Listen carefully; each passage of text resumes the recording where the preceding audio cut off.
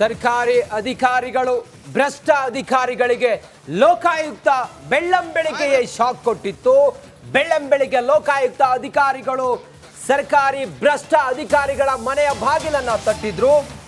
ಲೋಕಾಯುಕ್ತ ಅಧಿಕಾರಿಗಳ ರೇಟ್ ಮುಂದುವರೆದಿದೆ, ಭ್ರಷ್ಟರ ಬೇಟೆ ಮುಂದುವರೆದಿದೆ. ಸರ್ಕಾರಿ ಅಧಿಕಾರಿ ಅತ್ಹರ್ ಅಲಿಗೆ ಶಾಕ್ ಕೊಟ್ಟಿದೆ ಲೋಕಾಯುಕ್ತ ಅಧಿಕಾರಿಗಳು. ದಾಳಿಯ ವೇಳೆ ಮನೆಯಿಂದ ಬ್ಯಾಗ್ ಅನ್ನ ಅಲಿ ಬಿಸಾಡಿದ್ದಾನೆ. ಬ್ಯಾಗ್ನಲ್ಲಿ ಚಿನ್ನಾಭರಣ ಹಣ ಇತ್ತು ಅನ್ನೋದ್ರ ಬಗ್ಗೆ ಈಗ ಮಾಹಿತಿ ಲಭ್ಯ ಆಗಿದೆ.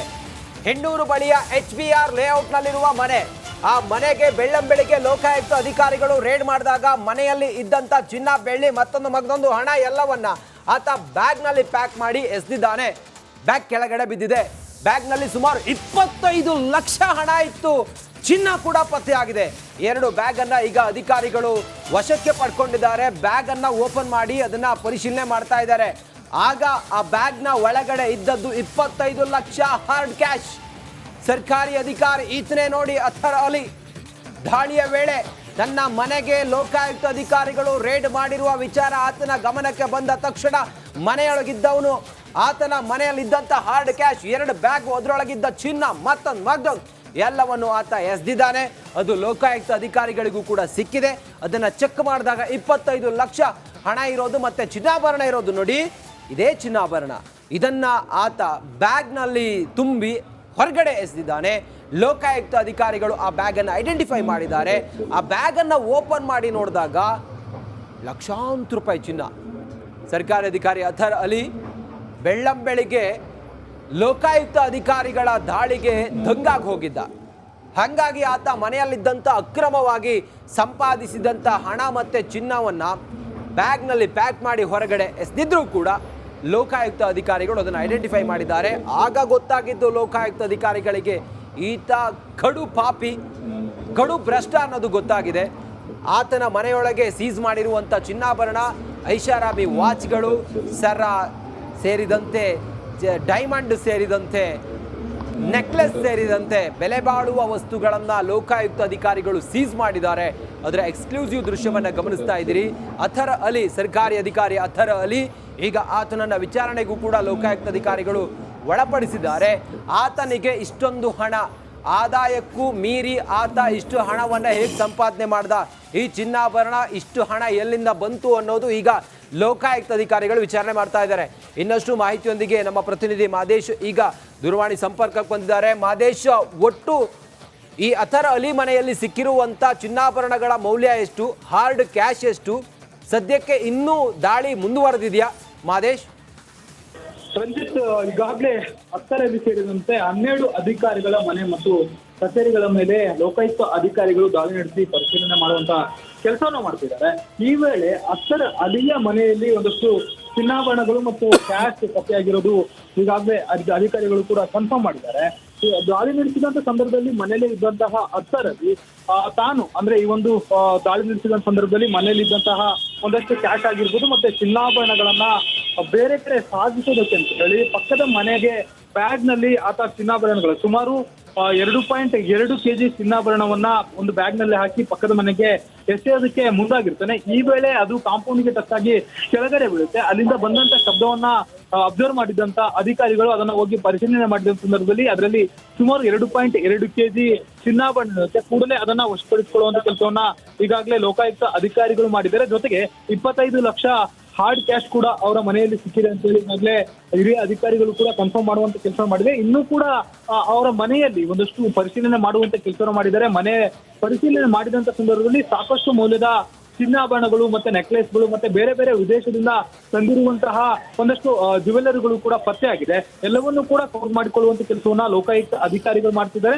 ಜೊತೆಗೆ ಇಲಾಖೆಗೆ ಸಂಬಂಧಪಟ್ಟಂತ ಒಂದಷ್ಟು ಮಹತ್ವದ ದಾಖಲೆಗಳನ್ನು ಕೂಡ ಪರಿಶೀಲನೆ ಮಾಡುವಂತ ಕೆಲಸನ ಮಾಡ್ತಿದ್ದಾರೆ. ಇಲ್ಲಿವರೆಗೂ ಕೂಡ ಅವರ ಆದಾಯ ಏನಿದೆ, ಬ್ಯಾಂಕ್ ಟ್ರಾನ್ಸಾಕ್ಷನ್ ಏನಿದೆ, ಇವೆಲ್ಲವನ್ನು ಕೂಡ ಡಾಕ್ಯುಮೆಂಟ್ ಗಳನ್ನ ಕೇಳುವಂತ ಕೆಲಸನ ಮಾಡ್ತಿದ್ದಾರೆ. ಯಾಕಂದ್ರೆ ಅವರಿಗೆ ಬರುವಂತ ಆದಾಯಕ್ಕೂ ಮತ್ತೆ ಅವರ ಮನೆಯಲ್ಲಿ ಪತ್ತಾಗಿರುವಂತಹ ಹಾರ್ಡ್ ಕ್ಯಾಶ್ ಗಳಾಗಿರ್ಬೋದು ಮತ್ತೆ ಚಿನ್ನಾಭರಣಗಳಾಗಿದ್ವು ಎಲ್ಲದಕ್ಕೂ ಕೂಡ ಡಾಕ್ಯುಮೆಂಟ್ಸ್ಗಳು ಬೇಕಾಗುತ್ತೆ, ಲೆಕ್ಕಾಚಾರಗಳು ಬೇಕಾಗುತ್ತೆ. ಅವೆಲ್ಲವನ್ನೂ ಕೂಡ ಪಡೆದುಕೊಳ್ಳುವಂತ ಕೆಲಸವನ್ನ ಮಾಡ್ತಾರೆ. ಯಾಕಂದ್ರೆ ಇಷ್ಟೊಂದು ದೊಡ್ಡ ಮಟ್ಟದ ಹಣ ಆಗಿರ್ಬೋದು ಮತ್ತೆ ಚಿನ್ನಾಭರಣವನ್ನ ಯಾವ ರೀತಿ ಅವರು ತೆಗೆದುಕೊಂಡ್ರು ಅನ್ನೋದು ಕೂಡ ಇಲ್ಲಿ ಇಂಪಾರ್ಟೆಂಟ್ ಆಗುತ್ತೆ. ಯಾಕಂದ್ರೆ ಅವರ ಮೇಲೆ ಮನೆ ಮೇಲೆ ದಾಳಿ ನಡೆಸಿರುವಂತ ಉದ್ದೇಶ ಏನಂದ್ರೆ ಭ್ರಷ್ಟಾಚಾರದ ಅಧಿಕಾರಿಯಾಗಿದ್ದಾರೆ, ಇವರು ಸಾಕಷ್ಟು ಭ್ರಷ್ಟಾಚಾರದಲ್ಲಿ ತೊಡಗಿದ್ದಾರೆ ಅನ್ನುವಂತ ಕಾರಣಕ್ಕೆ ಸಾಕಷ್ಟು ಇನ್ಫಾರ್ಮೇಶನ್ ಗಳನ್ನು ತೆಗೆದುಕೊಂಡು ಕೋರ್ಟ್ ಇಂದ ವಾರೆಂಟ್ ಅನ್ನು ತೆಗೆದುಕೊಂಡು ಏಕಾಏಕಿ ದಾಳಿ ಮಾಡಿ ಲೋಕಾಯುಕ್ತ ಅಧಿಕಾರಿಗಳು ಅವರ ಮನೆಯನ್ನ ಪರಿಶೀಲನೆ ಮಾಡ್ತಿದ್ದಾರೆ. ಸದ್ಯಕ್ಕೆ ಪರಿಶೀಲನಾ ಕಾರ್ಯ ಮುಂದುವರಿದೆ. ಇನ್ನಷ್ಟು ಕೂಡ ಒಂದಷ್ಟು ಮಹತ್ವದ ದಾಖಲೆಗಳು ಮತ್ತೆ ಒಂದಷ್ಟು ಹಣಗಳು ಕೂಡ ಸಿಕ್ಕುವಂತ ಸಾಧ್ಯತೆ ಕೂಡ ಇದೆ. ರಂಜಿತ್, ಮಹೇಶ್, ಇನ್ನೊಂದು ಬಹಳ ಪ್ರಮುಖವಾಗಿ ಇವತ್ತು ರಾಜ್ಯದಲ್ಲಿ ಎಲ್ಲೆಲ್ಲ ಲೋಕ ದಾಳಿ ನಡೆದಿದೆ. ಇದರಲ್ಲಿ ಯಾರಾದ್ರೂ ಅತಿ ದೊಡ್ಡ ತಿಮಿಂಗಲ ಏನಾದರೂ ಅರೆಸ್ಟ್ ಆಗಿರುವಂತಹ ಸುದ್ದಿ ಇದೆಯಾ? ನಿಕೇಶ್, ಈಗಾಗಲೇ ಒಂದಷ್ಟು ಮಾಹಿತಿಗಳ ಪ್ರಕಾರ ಸದ್ಯಕ್ಕೆ ಅಖ್ತರ್ ಅಲಿಯ ಮನೆಯಲ್ಲಿ ಇಷ್ಟು ದೊಡ್ಡ ಮೊತ್ತದಲ್ಲಿ ಹಾರ್ಡ್ ಕ್ಯಾಶ್ ಆಗಿರ್ಬೋದು ಮತ್ತು 2 kgಗೂ ಅಧಿಕ ಗೋಲ್ಡ್ ಎನ್ಸಿದೆ ಎಲ್ಲನೂ ಕೂಡ ಸೀಸ್ ಮಾಡಿ ಪರಿಶೀಲನೆ ಮಾಡುವಂತ ಕೆಲಸವನ್ನ ಲೋಕಾಯುಕ್ತ ಅಧಿಕಾರಿಗಳು ಮಾಡ್ತಾರೆ. ಇನ್ನು ಉಳಿದ 12 ಅಧಿಕಾರಿಗಳ ಮನೆ ಮೇಲೂ ಕೂಡ ಸತತವಾಗಿ ಬೆಳಗ್ಗೆ 6 ಗಂಟೆಯಿಂದಲೇ ಅಧಿಕಾರಿಗಳು ದಾಳಿ ನಡೆಸಿ ಪರಿಶೀಲನೆ ಮಾಡುವಂತ ಕೆಲಸ ಮಾಡ್ತಾ ಇದ್ದಾರೆ. ಈ ವೇಳೆ ಒಂದಷ್ಟು ಮಹತ್ವದ ದಾಖಲೆಗಳಾಗಿರ್ಬೋದು, ಜೊತೆಗೆ ಆಸ್ತಿ ಪತ್ರಗಳಾಗಿರ್ಬೋದು, ಜೊತೆಗೆ ಇದೇ ರೀತಿಯಾದಂತಹ ಕ್ಯಾಶ್ ಮತ್ತೆ ಚಿನ್ನಾಭರಣ ಕೂಡ ವಶ ಪಡೆದು ಅದನ್ನ ಕೌಂಟ್ ಮಾಡುವಂತ ಕೆಲಸವನ್ನು ಮಾಡಲಾಗ್ತಿದೆ. ಸದ್ಯಕ್ಕೆ ಈ ಒಂದು ವಿಚಾರ ಅಂದ್ರೆ ಅಖ್ತರ್ ಅಲಿಯ ಮನೆಯಲ್ಲಿ ಪತ್ತೆಯಾಗಿರುವಂತಹ ಒಂದಷ್ಟು ವಿಚಾರವನ್ನ ಸ್ಪಷ್ಟಪಡಿಸಿದ್ದಾರೆ. ಇನ್ನೂ ಕೂಡ ಇದಕ್ಕಿಂತಲೂ ಕೂಡ ದೊಡ್ಡ ಮಟ್ಟದಲ್ಲಿ ಚಿನ್ನಾಭರಣ ಆಗಿರ್ಬೋದು ಮತ್ತೆ ಹಣ ಕೂಡ ಪತ್ತೆಯಾಗಿರುವಂತಹ ಸಾಧ್ಯತೆ ಇದೆ. ಆ ಒಂದು ನಿಟ್ಟಿನಲ್ಲಿ ಎಷ್ಟು ಹಣ ಪತ್ತೆಯಾಗಿದೆ ಮತ್ತೆ ಎಷ್ಟು ಚಿನ್ನಾಭರಣಗಳು ಪತ್ತೆಯಾಗಿದೆ ಅನ್ನೋದಕ್ಕೆ ಸಂಬಂಧಪಟ್ಟಂತೆ ಅಧಿಕಾರಿಗಳು ಪರಿಶೀಲನೆ ನಡೆಸಿದ್ದಾರೆ. ಅದೊಂದು ಲೆಕ್ಕಾಚಾರ ಸಿಕ್ಕ ಮೇಲೆ ಅದ್ರ ಬಗ್ಗೆಯೂ ಕೂಡ ಅಧಿಕಾರಿಗಳು ಸ್ಪಷ್ಟನೆಯನ್ನ ನೀಡಲಿದ್ದಾರೆ. Nitesh, okay, thank you Mahesh ನಿಮ್ಮೆಲ್ಲ ಮಾಹಿತಿಗೆ.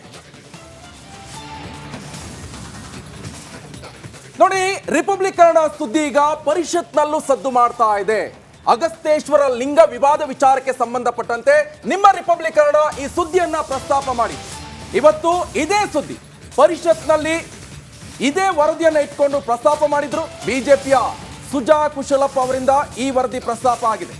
ಅಗಸ್ತೇಶ್ವರ ಲಿಂಗದ ವಿವಾದದ ಬಗ್ಗೆ ವರದಿಯನ್ನ ನಿಮ್ಮ ರಿಪಬ್ಲಿಕ್ ಕನ್ನಡ ಮಾಡಿತ್ತು. ಇದೇ ವರದಿಯನ್ನ ಪ್ರಸ್ತಾಪಿಸಿ ಪರಿಷತ್ನಲ್ಲಿ ಮಾತನಾಡಿದ್ದಾರೆ.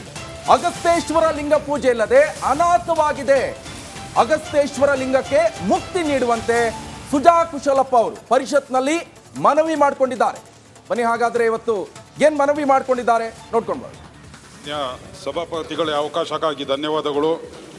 ಶೂನ್ಯ ವೇಳೆಯಲ್ಲಿ ಪ್ರಸ್ತಾಪ ಕುರಿತು ಸಹಸ್ರಾರು ವರ್ಷಗಳ ಇತಿಹಾಸ ಇರುವ ಅಗಸ್ತ್ಯೇಶ್ವರ ಪ್ರಭಾವದ ಕುರಿತು ವಾಲ್ಮೀಕಿ ರಾಮಾಯಣದಲ್ಲಿಯೂ ಉಲ್ಲೇಖವಿದೆ. ಅಗಸ್ತ್ಯೇಶ್ವರ ಕಮಂಡಲದಿಂದಲೇ ತಮಿಳುನಾಡಿನ ಕಾವೇರಿ ಪಟ್ಟಣಂ ತನಕ ಅನೇಕ ಶಿವಲಿಂಗಗಳನ್ನು ಸ್ಥಾಪಿಸಿದ್ದಾರೆ. ಅದೇ ರೀತಿಯಲ್ಲಿ ಕೊಡಗಿನ ತಲಕಾವೇರಿಯಲ್ಲಿ ಸ್ಥಾಪಿಸಲ್ಪಟ್ಟ ಶಿವಲಿಂಗವನ್ನು ಅಗಸ್ತ್ಯೇಶ್ವರ ಲಿಂಗವೆಂದು ಪರಿಗಣಿಸಲಾಗಿದೆ. ಇತ್ತೀಚೆಗೆ ಅಗಸ್ತ್ಯೇಶ್ವರ ಲಿಂಗ ವಿವಾದವು ಮುನ್ನೆಲೆಗೆ ಬಂದಿದ್ದು, ಇದರ ವರದಿಯು ರಿಪಬ್ಲಿಕ್ ಕನ್ನಡ ಸುದ್ದಿ ಮಾಧ್ಯಮ ಹಾಗೂ ದಿನಪತ್ರಿಕೆಯಲ್ಲಿ ವರದಿಯಾಗಿದೆ. ಈ ಲಿಂಗವನ್ನು ವಿಸರ್ಜಿಸುವ ಕಾರ್ಯವು ನಡೆಯುವ ಸಂದರ್ಭದಲ್ಲಿ ಪರ ವಿರೋಧ ಚರ್ಚೆಯಾಗಿದೆ. ನ್ಯಾಯಾಲಯದಲ್ಲಿ ವಿಸರ್ಜನೆ ಮಾಡುವುದನ್ನು ತಡೆಯಾಜ್ಞೆ ಪಡೆಯಲಾಗಿದೆ. ಕೊಡಗು ಜಿಲ್ಲೆಯ ಅತಿವೃಷ್ಟಿಗಳು ಪ್ರತಿ ವರ್ಷ ಹೆಚ್ಚಾಗುತ್ತಲೇ ಇದ್ದು, ಇದಕ್ಕೆ ಅಗಸ್ತ್ಯೇಶ್ವರ ಲಿಂಗೇಶ್ವರ ಲಿಂಗಕ್ಕೆ